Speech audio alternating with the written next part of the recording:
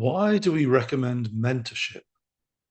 Well, experience has shown that for those who want to follow the path along the way of beauty, that one person helping another, the mentor and the mentee, or to use the language of 12-step fellowship, sponsor and sponsee, that is the most effective way of going through the process. Not only does it allow the opportunity for an exchange where people can ask questions freely through this personal attention, but it is a situation in which, because it is person to person, what we actually are doing here is allowing God to be present through the relationship. Not that God needs our permission, of course, but God is made present in a way through the relationship between the mentor and the mentee. This is love ordered to its proper end. And love is a transformational principle. So this is a spiritual process. It is not simply the passing on of psychological truths. And the presence of God, the openness, shall we say, to admitting him is very important in this process. So even though we have groups, we always try and make the groups consider in their setup how they can direct people towards mentorship. So why be a mentor? Once you have it, why bother?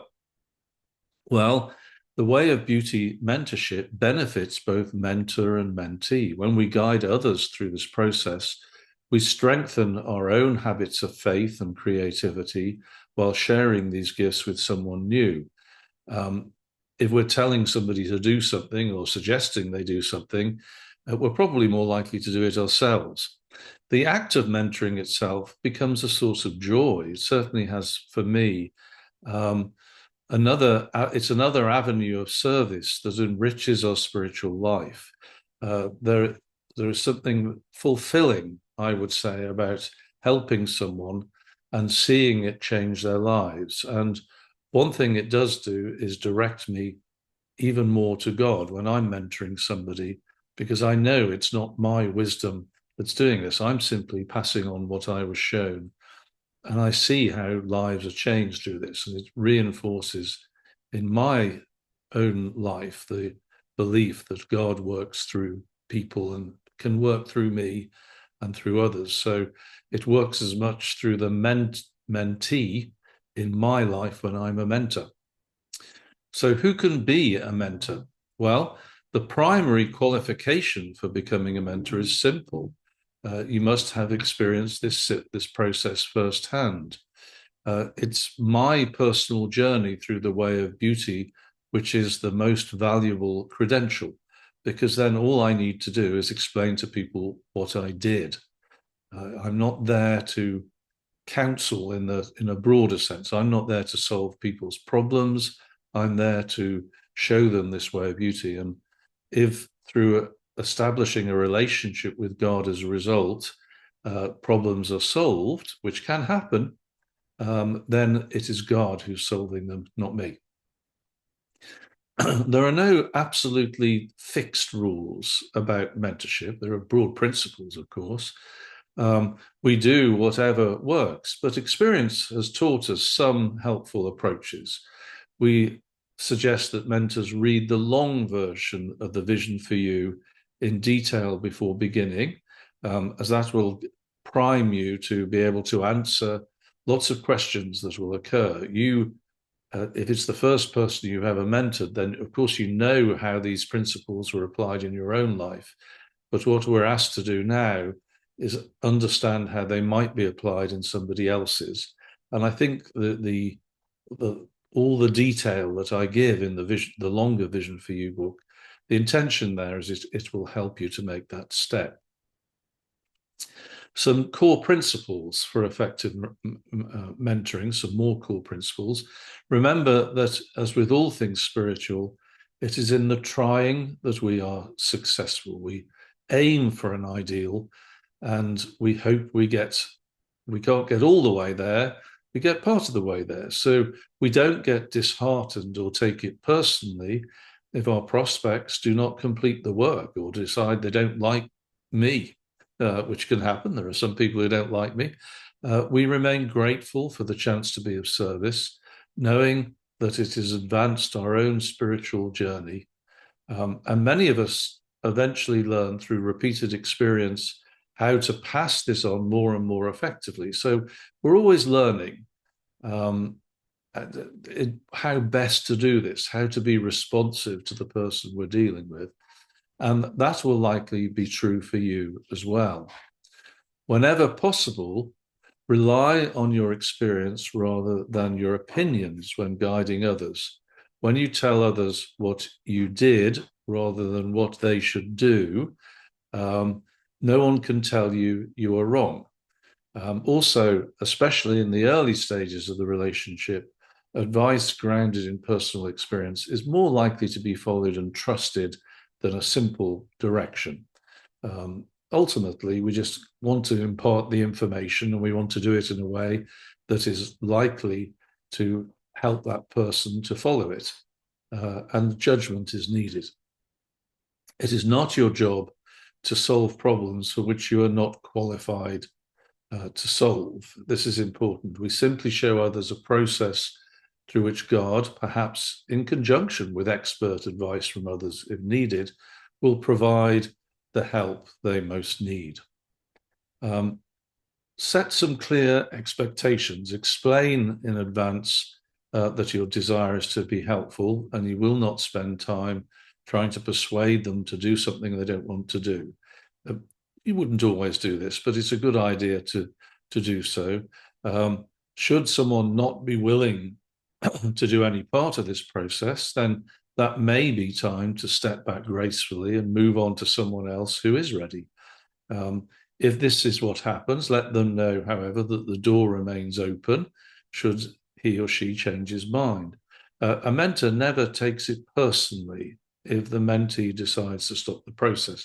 Remember, this is a voluntary arrangement on both sides, and each person is free to end it at any moment. We're not signing a contract, and they may decide even to move to another mentor. That always, my pride pricks a little if that happens, but of course, I know that's my problem. I want the person to pick the mentee to pick the right person, and ultimately they choose. So we always wish them well and remain grateful for the chance to have been helpful to whatever degree we have been helpful. Make clear that there is one condition attached to this mentorship if the process works. The mentee must be open to passing it on to others, just as you have passed it on to him, as in you as mentor. In fact, if this person is willing to share it, the positive impact of the program on the person will be diminished.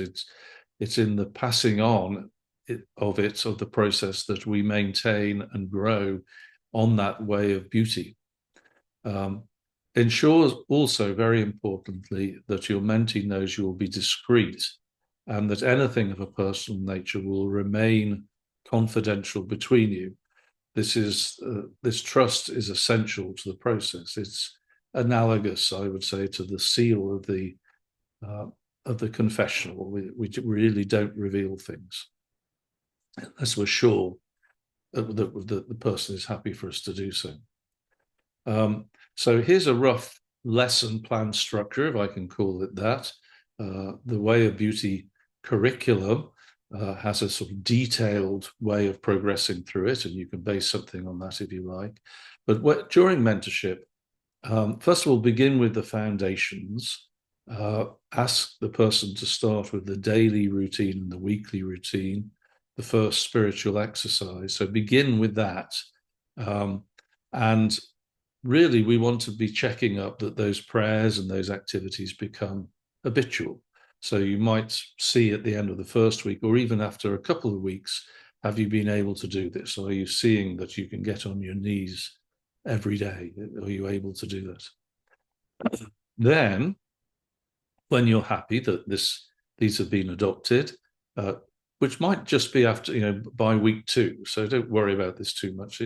I try and gauge the degree of commitment in the person as I'm talking to them.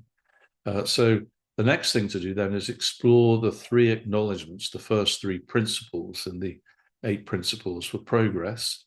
Discuss these together, allowing the person's understanding to deepen through conversation and reflection.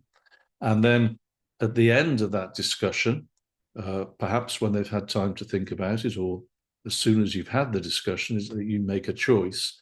If the mentee is convinced that by what he's reflected on, and also by the experience of the daily routine, so he has some experience of this at this point, ask if he is committed to going further through the process. And at that point, you might say the prayer of commitment together.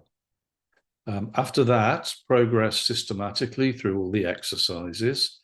And you'll need to share your experience at every stage. So you go through the analysis of the resentments and fears, make reparation for harms done, and then the fun part, which is the consideration of your personal vocation. You get the person started on that journey. So again, a detailed reading of the Vision for You book will support this work and help you both address questions that arise. Also, be open to seeking support. If you have questions at any point, ask your own mentor for help or someone you trust with experience of this process. But if you do so, and you're going to discuss, shall we say, a personal situation, make sure you have your mentee's permission before you do so. That is important. We don't want personal details to be spread around even amongst a small group of people. It needs, as far as possible, that sort of information needs to stay between mentor and mentee.